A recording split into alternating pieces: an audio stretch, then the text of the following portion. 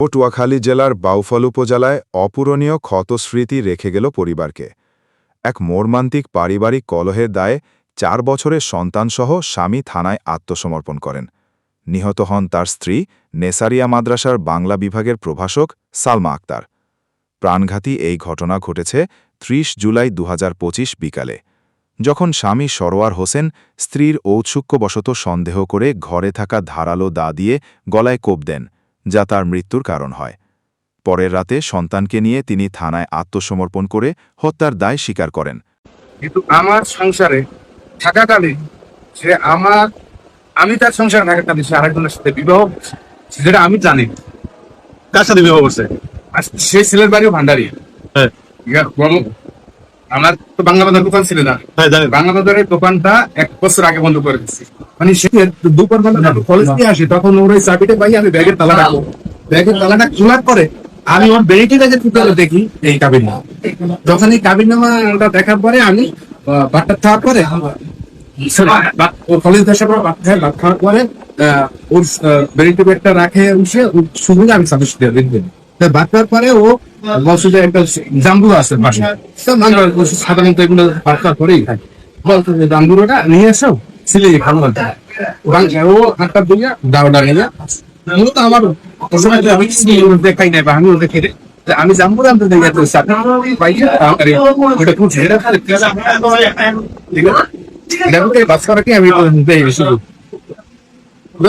জাম্বুরা না নিয়ে আমি কাবিনের কাগজটা নিয়ে এসে আমি ওর বলতে আছি যে এই দেখুন, তোমার জন্য আমার বাপ মা ভাই বোন সব ত্যাগ করে দিয়া তোমার অনার্স ফার্স্ট ইয়ার থেকে ভর্তি থেকে বা ইন্টারের পরীক্ষা খরচটাও আমি দিচ্ছি। ইন্টারের পরীক্ষার খরচ, ঠিক আছে, ওর সাথে আমার ইন্টার সেকেন্ড ইয়ারের সম্পর্ক, ঠিক আছে। এখন যে আমি তোমার থেকে বাপ মা ভাই বোন সব ছাড়িয়া আমার বাপমার সাথে সম্পর্ক আলোচনা করবো, আমি বাদ দেন না, কে লাস্ট হয়েছে এরকম? আমি ওদের বলতে আছি হ্যাঁ, তাহলে তুমি এটা কি করলা? তুমি কি এই জন্য আমার বাইরে রাখতে চাও না?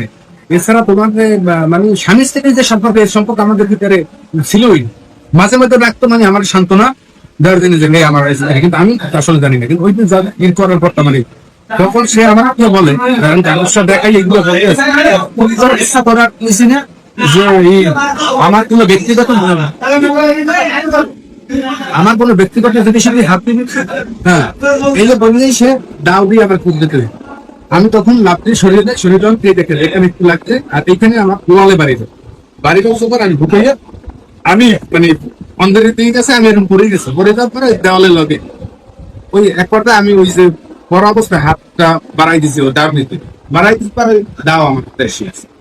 তো অন্ধকার অবস্থা, মানে আমি চলে যাবো সাথে, মানে আপনার স্ত্রী আপনাকে আগে দাও চালাইছে? সে আগেই দাও চালাইছে, কিন্তু দাও আমার লাগে না, আমার এখানে গোয়ালের বাড়ি লাগছে। বুঝছি। ওই অন্ধকার অবস্থায় দাও আমার হাতে এসে গেছে। তারপরে ঝাপসা অবস্থায় আমি ওকে কোপ দিচ্ছি, যে কোপটা কোন খালে লাগছে আমি নিজেই কইতে পারি। কয়টা কোপ দিয়েছেন? মানে ওই মনে হয় যে 2-3টে কোপ হবে, মানে আমি অতটা বলতে পারবো না। পুলিশ বলে 4টা কোপ আছে নাকি? হইতে পারে। কিন্তু ভাই আমি যেহেতু আপনি বলছেন আমার কথাটা একটু নিয়ে শেষ করতে, আমি ওরা বিয়ে করছি, হয়তো অনেকে বলবে এটা একটা সমাধান হয়ে যেত। আমি ফোন করছি আমার ফাঁসি হয়ে যেতে পারে, সমস্যা নেই, আমার ফাঁসি হয়ে যেত। কিন্তু আমি আজকে বলবো সত্য কথা, কিসের জন্য মানুষের বলবো যে এটা নিয়ে দরবার বসলে আপনার সমাধান করে দিচ্ছে।